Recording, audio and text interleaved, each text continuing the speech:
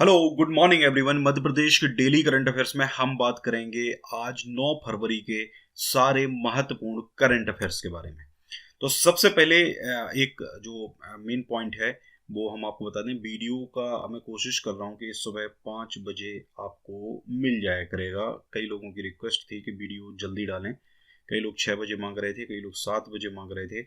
मैंने इसको सुबह 5 बजे कर दिया। सुबह 5 बजे आपको वीडियो मिल जाया करेगा। और सबसे पहले हम इसमें क्विक रिकैप कर लेते हैं कल के हमारे सारे महत्वपूर्ण प्रश्नों का। पहला प्रश्न था मध्य प्रदेश में कुल कितने प्रजातियों में गिद्ध पाए जाते हैं। तो ये टोटल 7 प्रजातियों के जो गिद्ध हैं वो मध्य प्रदेश के अंदर पाए जाते हैं। इनमें से 4 ऐसी प्रजातियां हैं जो मध्य प्रदेश की ही हैं, बाकी 3 ऐसी प्रजातियां हैं जो प्रवासी प्रजातियां हैं जो अलग अलग समय पर मध्य प्रदेश में आती हैं। अगला प्रश्न था प्रदेश में जनजातीय वर्ग के विद्यार्थियों के शैक्षणिक सुधार के लिए कितने विशिष्ट आवासीय विद्यालय संचालित किए जा रहे हैं। तो टोटल 126 ऐसे आवासीय विद्यालय जो हैं वो जनजातीय वर्ग के विद्यार्थियों के लिए संचालित किए जा रहे हैं। अगला जो प्रश्न है हमारा, हाल ही में प्रसिद्ध रंगकर्मी श्री वंशी कौल का निधन हो गया है। मध्य प्रदेश सरकार ने उन्हें किस सम्मान से सम्मानित किया था। तो ये सम्मान था कालिदास सम्मान, जो इनको 2016 में दिया गया था। इसके साथ साथ इनको पद्मश्री से भी सम्मानित किया जा चुका था। साथ में इनको नाटक के लिए साहित्य मतलब जो साहित्य से संबंधित जो अवार्ड है, नाटक अकादमी का जो अवार्ड है, साहित्य नाटक अकादमी का जो अवार्ड है, वो भी इनको दिया जा चुका था। ठीक है, बंशी कौल एक बहुत इंपॉर्टेंट पर्सनालिटी थे आपके मध्य प्रदेश के। जन्म हुआ था इनका जम्मू कश्मीर में। Social awareness and action to neutralise pneumonia successfully, सांस अभियान का शुभारंभ किसने किया। तो प्रभुराम चौधरी, डॉक्टर प्रभुराम चौधरी ने इसका शुभारंभ किया है। और आपको ये इसका फुल फॉर्म पता होना बहुत जरूरी है। कब किया है? 5 फरवरी को किया है। क्यों किया है, कहाँ से किया है? भोपाल से किया है। निमोनिया को पूरी तरीके से खत्म करने के लिए, निमोनिया को न्यूट्रलाइज करने के लिए ये अभियान जो है वो चालू किया गया है। अगला जो प्रश्न है हमारा, मध्य प्रदेश के किस जिले में मेगा इंटीग्रेटेड टेक्सटाइल रीजन विकसित किया जाएगा। तो ये मध्य प्रदेश का रतलाम है, जहां पर मेगा इंटीग्रेटेड टेक्सटाइल रीजन विकसित किया जाएगा। और इतना बड़ा इन्वेस्टमेंट जो है 18,000 करोड़ का, ये जो इन्वेस्टमेंट है, इस इन्वेस्टमेंट के साथ ये दूसरा इतनी बड़ी जो परियोजना है ये मध्य प्रदेश की होगी।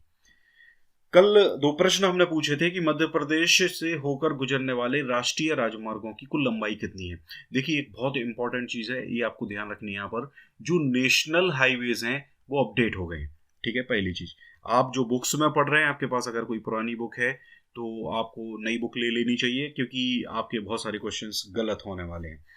क्योंकि अगर मैं पेपर बनाऊंगा तो डेफिनेटली अगर मैं आपसे पूछूं कि सबसे बड़ा नेशनल हाईवे कौन सा है, तो मैं पुरानी बुक के हिसाब से एक ऑप्शन उसके अंदर जरूर रखूंगा। ठीक है, तो ये चीज आपको ध्यान रखनी है। नया किसी किसी ने खरीदी हो उससे फोटो खिंचवा लें, स्कैन करके मंगा लें। 1 ही 2 चैप्टर ऐसे हैं जो अपडेट हुए हैं। तो यहाँ पर देखें अगर हम, तो 8,772.3 किलोमीटर। ठीक है, ध्यान रखिए 8,772.3 किलोमीटर टोटल जो लंबाई है। ये जो एक्चुअल में डेटा है ये अपडेट हुआ था 30/11/2018 को। ठीक है, ये ध्यान रखिए 2018 का अपडेटेड है। 2018 में सारे नेशनल हाईवे जो हैं वो अपडेट कर दिए गए हैं। तो ठीक है, तो अपना मतलब नेशनल हाईवे का जो नंबर्स हैं वो एक्चुअल में अपडेट कर दिए गए हैं। तो 8,772 किलोमीटर जो है वो टोटल राष्ट्रीय राजमार्ग यानी कि नेशनल हाईवेज मध्य प्रदेश से गुजर रहा है। यहाँ पे अगर हम एक चीज की बात करें तो आर्थिक सर्वेक्षण जो आया था 2017-18 का, उसमें ये बताया गया था कि मध्य प्रदेश में वर्तमान में कितने राष्ट्रीय राजमार्ग यानी कि कितने नेशनल हाईवेज हैं। ये नंबर याद रख लो 46 नेशनल हाईवे मध्य प्रदेश से होकर गुजरते हैं। ठीक है, अगर हम बात करते हैं मध्य प्रदेश का सबसे लंबा लॉन्गेस्ट नेशनल हाईवे कौन सा है, तो मध्य प्रदेश का लॉन्गेस्ट जो नेशनल हाईवे है वो है आपका NH46। ठीक है, ध्यान रखिए NH46। ठीक है, ध्यान रखिए दोनों में देखिए ये भी 46 है और ये भी 46 है, यानी कि टोटल राष्ट्रीय राजमार्ग 46 है और सबसे बड़ा जो नेशनल हाईवे है वो NH46 है। ठीक है, अगर ये सबसे बड़ा है तो ये ग्वालियर बैतूल नेशनल हाईवे के नाम से जाना जाता है। ग्वालियर बैतूल नेशनल हाईवे के नाम से जाना जाता है। और इसमें मैं आपको बता दूं टोटल इसकी लंबाई कितनी है। टोटल लंबाई इसकी करीब 634 किलोमीटर। अब यहाँ पे हमने सबसे बड़े की बात तो कर ली, हम सबसे छोटे की भी बात कर लेते हैं। प्रदेश का सबसे छोटा शॉर्टेस्ट जो नेशनल हाईवे है वो कौन सा है? शॉर्टेस्ट नेशनल हाईवे अपडेट होके हो गया है 135 बी। ठीक है, ये ध्यान रखिए, इसकी जो लंबाई है वो है मात्र 7.5 किलोमीटर। ठीक है, ध्यान रखिए 7.5 किलोमीटर इसकी टोटल लंबाई हो जाएगी। अगला प्रश्न हमने बताया था आपको, देश में पहली बार जवाहरलाल नेहरू स्कूल को ISO 9001 प्रमाणित किया गया। यह स्कूल कहाँ स्थित है? तो ये जो स्कूल है जवाहरलाल नेहरू स्कूल भोपाल में स्थित है, और यहाँ पे खास बात यह है कि इसको BHEL के द्वारा संचालित किया जाता है, और BHEL का जो एरिया है वहीं पर ये आपका स्थित है भोपाल में। आज के लिए आपका प्रश्न है, मध्य प्रदेश के खरगोन जिले में स्थित वल्लालेश्वर मंदिर का निर्माण किस सदी में किया गया था? देखिए ध्यान रखिए, पूरा जो क्वेश्चन मैं आपको पूछ रहा हूँ वो ध्यान रखना है। मैंने आपको पहले बता दिया है कहाँ पर स्थित है, खरगोन में स्थित है, वल्लालेश्वर का मंदिर है। इसका निर्माण किस सदी में किया गया था या किस सदी से ये संबंधित है, तो आपको ये कमेंट करना है। दूसरा है, 16वीं सदी में निर्मित राव रतन का महल किस जिले में स्थित है? यहाँ पर मैंने आपको सदी बताई है, लेकिन मैं आपसे पूछ रहा हूँ कि ये कहाँ पर स्थित है। तो 2 प्रश्न आपको कमेंट करके बताने हैं। मध्य प्रदेश पुलिस आरक्षक की जो टेस्ट सीरीज है वो हमने लॉन्च कर दी है। इसके लिए आपको हमारा ऐप डाउनलोड करना होगा। एजुकेशन रूट मीडिया कंपनी से ये ऐप बनाया गया है, तो आप उसी को डाउनलोड करें, और यहाँ पर जब आप स्टोर सेक्शन में जाएंगे तो यहाँ पर आपको ये सारी टेस्ट सीरीज मिल जाएंगी, तो वहाँ पर जाके आप इसको परचेज कर सकते हैं। इसके अलावा हमारी ई बुक्स भी अवेलेबल हैं, ये आप चाहे तो ले सकते हैं, डिस्क्रिप्शन में आपको इनका लिंक मिल जाएगा। चलिए स्टार्ट करते हैं। पहला जो प्रश्न है हमारा, मुख्यमंत्री शिवराज सिंह चौहान ने 7 फरवरी को दीनदयाल चलित रसोई वाहन को किस शहर में हरी झंडी दिखाकर रवाना किया? तो देखिए 7 फरवरी को रवाना किया है, क्या रवाना किया है? दीनदयाल चलित रसोई वाहन। ठीक है, तो ये जो है अभी हाल ही में ग्वालियर में मुख्यमंत्री शिवराज सिंह चौहान ने इस वाहन को हरी झंडी दिखा के रवाना किया है। साथ ही उन्होंने 2 और योजनाओं को, यानी कि कुल 3 योजनाओं से रिलेटेड वाहन जो है उनको हरी झंडी दिखाकर रवाना किया है, जिसमें स्मार्ट सिटी योजना के तहत 4 बस, दीनदयाल चलित रसोई वाहन और राष्ट्रीय बाल सुरक्षा कार्यक्रम में 7 बच्चों को उपचार के लिए इंदौर ले जा रही बस शामिल है।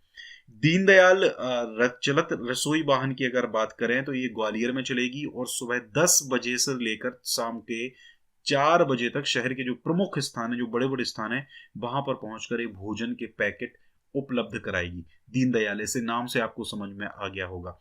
ठीक है, तो ये आपको याद रखना है, कहां पर है? ग्वालियर में ये पैकेट उपलब्ध करवाएगी। हृदय रोग से पीड़ित 7 बच्चों को उपचार के लिए विशेष बस से इंदौर रवाना किया। ये भी मुख्यमंत्री शिवराज सिंह चौहान के द्वारा कराया गया है। इसमें अभी पहले चरण में 7 बच्चों को इसमें चयनित किया गया था, ऐसे बच्चे जिनको महिला बाल विकास विभाग के द्वारा सर्वे करके हृदय रोग से ग्रसित ये बच्चे हैं, इनको चिन्हित किया गया था। प्रथम चरण में 7 बच्चों को इंदौर भेजा गया है। इनके ऑपरेशन पर 50,000 से 2 लाख रुपए तक का व्यय होगा, और बच्चों के उपचार पर होने वाला जो व्यय है वो राज्य सरकार वहन करेगी। ठीक है, इसके अलावा स्मार्ट सिटी योजना की जो 4 बसें हैं वो भी यहाँ पर इन्होंने हरी झंडी दिखाकर रवाना कर दी है। तो इतनी चीजें आपको यहाँ पर याद रखनी है।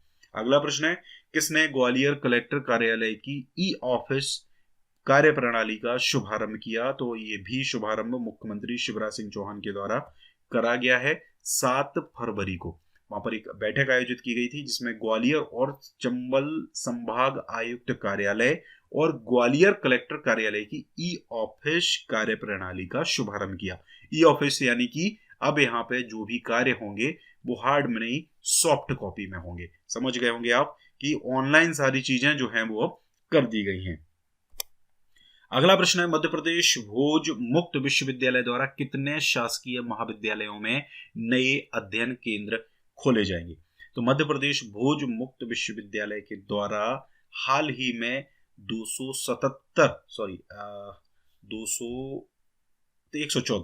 134 शासकीय महाविद्यालयों में नए अध्ययन केंद्र खोले जाने का निर्णय लिया गया है। इसके अलावा 277 शासकीय महाविद्यालयों में अध्ययन केंद्र ऑलरेडी स्थापित किए जा चुके हैं। यानी कि अगर हम बात करें तो 277 और 134 को अगर हम जोड़ेंगे तो हमें क्या मिलेगा? 411, यानी कि 411 अध्ययन केंद्र मध्य प्रदेश भोज मुक्त विश्वविद्यालय यानी कि मध्य प्रदेश भोज ओपन यूनिवर्सिटी के बन जाएंगे। उच्च शिक्षा विभाग जो है मध्य प्रदेश का, इसके द्वारा विश्वविद्यालय की नवीन अध्ययन केंद्र स्थापित करने की अनुमति अभी हाल ही में प्रदान करी गई है। और अगर हम बात करें तो ये एक मिंटो हॉल में एक कार्यक्रम आयोजित किया जाएगा 16 फरवरी को, जिसमें इन शासकीय महाविद्यालयों के जो प्राचार्य हैं जो और कुल सचिव हैं वो यहाँ मध्य प्रदेश भोज मुक्त विश्वविद्यालय के मध्य अनुबंध निष्पादन करने के लिए ये कार्यक्रम जो होगा उसमें ये लोग वहां पर उपस्थित होंगे। मतलब एक अनुबंध उनसे किया जाएगा कि भाई हमारा अध्ययन केंद्र आपके यहाँ पर इस तरीके से चल रहा है, तो क्या क्या टर्म्स एंड कंडीशन है जो सारी उनकी हो जाएंगी। यहाँ पे अगर हम बात करें तो मध्य प्रदेश भोज मुक्त विश्वविद्यालय जो है मध्य प्रदेश शासन के द्वारा सन 1991 में राज्य विधान अधिनियम के अंतर्गत इसकी स्थापना की गई थी। ठीक है, इसके जो कुलपति हैं अभी हाल में वो कौन है? डॉक्टर जयंत सोनवलकर। देखिए ध्यान रखिए, कुलपति जनरली एग्जाम में नहीं पूछे जाते हैं, लेकिन व्यापम का जो एग्जाम है वहां पर कुलपति भी पढ़ना इंपॉर्टेंट है, क्योंकि ग्रुप 4 का जो एग्जाम हुआ था, एक और एग्जाम हुआ था कोई मुझे याद नहीं है, तो उसमें कुलपतियों के बारे में पूछा गया था। रिसेंट में जो कुलपतियों की नियुक्तियां होती हैं उनसे संबंधित प्रश्न उन्होंने पूछे थे। अगला प्रश्न है very very very most important, वैद्य आपके यानी कि मरीज के द्वार योजना किस राज्य में लागू की जाएगी? तो वैद्य आपके द्वार जो योजना है मध्य प्रदेश में लागू की जाएगी। और अभी हाल ही में आयुष विभाग के जो मंत्री हैं रामकिशोर कांवरे, उन्होंने इसके बारे में भी जानकारी दी है। इस योजना पर, वैद्य आपके द्वार योजना पर तेजी से काम कर रहा है कौन? आयुष विभाग। बहुत जल्दी योजना लागू होगी और मरीजों को आयुर्वेद पद्धति से उपचार की घर पहुंच सेवा दी जाएगी। यानी कि जो वैद्य होगा, यानी कि जो डॉक्टर होगा, ठीक है, वैद्य यहाँ पर नाम जरूर दिया गया है, लेकिन जो आयुष विभाग के जो आपके डॉक्टर्स हैं उनको एक्चुअल में वैद्य कहा जा रहा है। ठीक है, तो ये आपके घर पे जाएंगे और आपके घर पे ही सारी चीजें आपके लिए उपचार जो है वो प्रोवाइड कराएंगे। अगला प्रश्न है, मुख्यमंत्री शिवराज सिंह चौहान ने कब मुख्यमंत्री आशीर्वाद योजना का शुभारंभ किया है? तो मुख्यमंत्री आशीर्वाद योजना का जो शुभारंभ है वो भी 7 फरवरी को मुख्यमंत्री शिवराज सिंह चौहान के द्वारा ग्वालियर प्रवास के दौरान किया गया है। यानी कि ग्वालियर से इस योजना की शुरुआत करी गई है। ठीक है, एक्चुअल में ये ग्वालियर नगर निगम जो है उसकी ही योजना है, मुख्यमंत्री आशीर्वाद योजना इसका नाम अब बना दिया गया है। इसको एक बतौर मॉडल पूरे प्रदेश में लागू किया जाएगा। ये ग्वालियर जिले की ये पहल है। ठीक है, ये इंपॉर्टेंट है, ये 100% आपसे एग्जाम में प्रश्न पूछा जाना है। ठीक है, इसलिए इस प्रश्न को आप जरूर याद रख लो।